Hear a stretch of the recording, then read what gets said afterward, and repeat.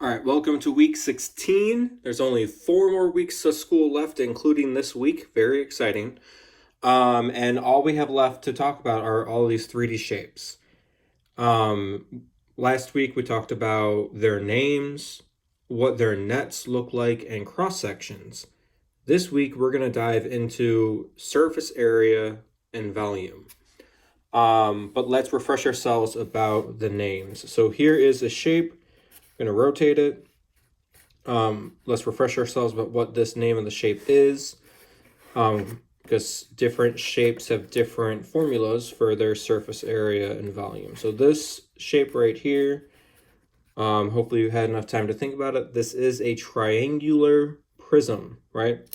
And when we look at this, we can see it has 3 rectangles and 2 triangles.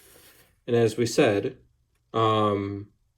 the 2 shapes that are always the same are the bases, and then if it's a prism, everything else should be a rectangle. So that means here we have 1 base, and then remember how we called all those other parts lateral. I'm having a hard time writing on this. Lateral face. All right, which means all of these are lateral faces. So here we have 3 lateral faces and 2 bases. I printed out the net of this shape, right? So we have base number 1, base number 2, and then lateral face, lateral face, lateral face. So when we're trying to figure out surface area, right, we would just add up all these different areas. But having to find the area of each individual shape can kind of get a bit tedious. So we're talking about shortcuts here, right? So if we have our base, right, we would somehow need to know how to find the area of this. And usually we would get, right, either all 3 sides or the height, some information like that. And then we also will have information about these lateral faces. But when we actually wrap the surface area, right, this net around the shape, see how that lateral, all 3 of those lateral faces kind of wrap around it like one big sheet, right? We're going to actually call this whole space, like this rectangle, we're going to call that its own special vocab word, which is going to be called the lateral area. So lateral area is just the lateral faces together. And what's convenient is that usually it's a nice rectangular shape. And then we have the 2 bases.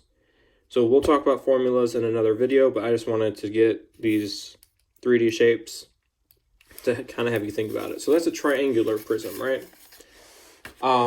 Now let's look at another prism. If we look at this, right, depends on what you consider the base. If the way it's held right now, and this was your top and bottom, you might call this a rectangular prism. If I put it up on its side like this, you might call it a square prism.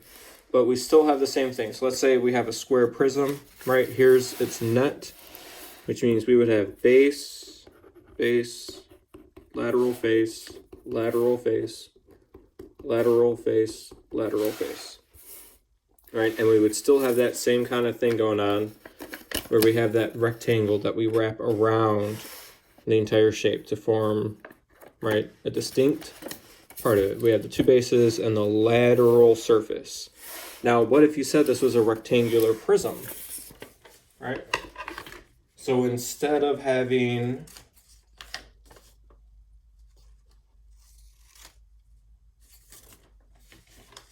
the same net that looked like a T, right now I'm cutting up that net to form something else, which you'll see in a second.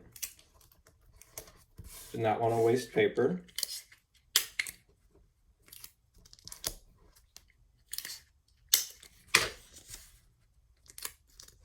All right, now we have a very different looking T. So again, we still have the base, the two bases, and then this whole rectangle now is super thin and super long. So again, right, you would have the lateral surface wrapping around the outside of our prism. So we still have the same thing going on where we have this big rectangle. That's our lateral surface. It's just one big thing, all right? And notice how if we wrapped it around, all right, it's wrapping around one of the bases. So the bottom of this big lateral surface is actually the circumference, not the circumference, the perimeter of the base. And if we look back at our triangle example, right, here's the length of the lateral surface rectangle, and we wrap it around this triangle, so it's again the perimeter of the base. We have one last shape to talk about, and that's our cylinder, right? We have our two bases that are circles, and then here we have a lateral surface that wraps around those two circles, right? And here's our net, if we remember that, right? We have our two bases, and here is that vocab word, lateral surface, right? We only have, it's not really a face because it's not really like a polyhedron, but we have this lateral surface that wraps around. It's kind of like that paper that's on a can. It wraps around the cylinder, and that's the lateral surface. And then we have our two bases. So it seems like cylinders and prisms all have the same setup, where we have two bases plus the lateral surface, and that will equal the total surface area. And we'll get into these formulas